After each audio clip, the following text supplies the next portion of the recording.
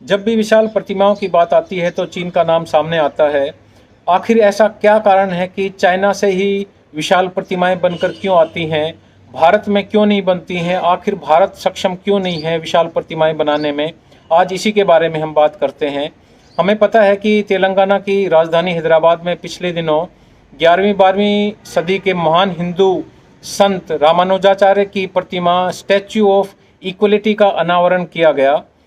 216 feet ऊंची इस प्रतिमा का डिजाइन भले ही भारत में तैयार किया गया, लेकिन इसे एक चीनी कंपनी ने बनाया है और इसे बनाने में 7000 टन पंचलोहे का इस्तेमाल किया गया और इस प्रतिमा के निर्माण में लगभग 130 करोड़ रुपए की लागत आई है। वहीं लगभग 3.5 साल पहले गुजरात के केवड़िया में लगी दुनिया की सबसे ऊंची प्रतिमा स्टैच्यू ऑफ यूनिटी को बनाने में भी चीनी कंपनी का योगदान रहा।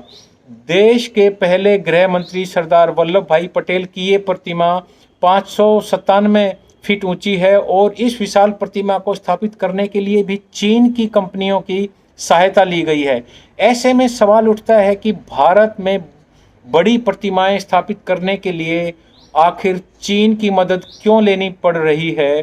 क्या इन्हें भारत में ही नहीं बनाया जा सकता? इसमें सबसे पहले हमें ये जानना होगा कि चीनी कंपनियां आखिर विशाल प्रतिमाएं बनाने में सबसे आगे क्यों हैं। चाइनीज कंपनियों को विशाल प्रतिमाएं बनाने में महारत हासिल है, उनका एक्सपर्टाइज है। उन्हें विशाल कांस्य प्रतिमाओं के निर्माण के लिए पूरी दुनिया में जाना जाता है। चीन की कंपनियां ही हैं जो ढलाई के पारंपरिक तरीके के साथ साथ आधुनिक तकनीक मिलाकर बड़े पैमाने पर मूर्तियां बना रही हैं। विशाल प्रतिमाएं बनाने के लिए उनके विभिन्न हिस्सों को अलग अलग ढाला जाता है। चीन में ढलाई के बड़े बड़े कारखाने हैं, जिसके चलते मूर्तियों के टुकड़ों को बहुत कम समय में ढालकर उनकी डिलीवरी कर पाना संभव होता है। वहाँ की कंपनियां लंबे समय से विशाल प्रतिमाएं बना रही हैं। चीन में स्प्रिंग टेम्पल बुद्धा जैसी कई विशाल प्रतिमाएं इसके एग्जाम्पल भी हैं और यही कारण है कि विशाल प्रतिमाओं के लिए हर कोई चाइना की कंपनियों का ही रुख करता है।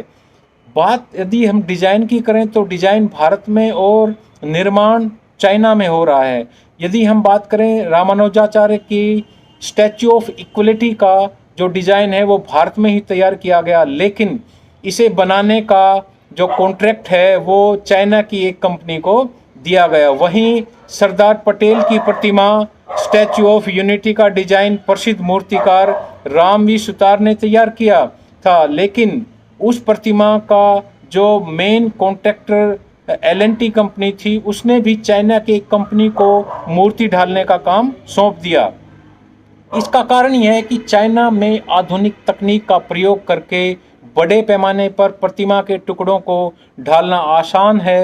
हालांकि ढलाई के काम में भारतीयों को उन्हें निर्देश जो डायरेक्शन है वो देते रहना पड़ता है। इसीलिए जब कभी किसी विशाल मूर्ति का कॉन्ट्रैक्ट किसी चाइना की कंपनी को मिलता है तो उन्हें निर्देशित करने के लिए, उन्हें बताने के लिए यहाँ के हमारे भारत के जो मूर्तिकार हैं उनको चीन भेजा जाता है और इन मूर्तिकारों की देख रेख में ही चीन की कंपनियां मूर्तियों के हिस्सों को तैयार करती हैं, उनको ढालती हैं, उनको जोड़ती हैं। और संत रामानुजाचार्य की हाल में स्थापित प्रतिमा के मामले में भी ऐसा ही हुआ है। तो अब प्रश्न यह है कि क्या भारत में भी ये विशाल प्रतिमाएं बन सकती हैं? भारत में विभिन्न धातुओं की मूर्तियां बनाने की कला काफ़ी पुरानी है और यहाँ सिंधु घाटी की सभ्यता के दौरान बनी कांस्य प्रतिमाएं भी मिली हैं, लेकिन भारत में धातु से बनी देवी देवताओं की मूर्तियां बड़े पैमाने पर बनाई जाती हैं। विदेशों में भी इनका निर्यात किया जाता है। हालांकि आकार में ये ज़्यादा बड़ी नहीं होती, इसलिए इन्हें ज़्यादातर घरों में ही रखा जाता है। वहीं सैकड़ों फीट ऊंची प्रतिमाएं बनाने के लिए विशेष तकनीक और बुनियादी ढांचे की आवश्यकता होती है, यह हमें पता है, जबकि भारत में बुनियादी ढांचे की भारी कमी है। इसीलिए देश में विशाल प्रतिमाओं को बनाने के लिए बुनियादी ढांचे में अभी और अधिक निवेश किए जाने की आवश्यकता है।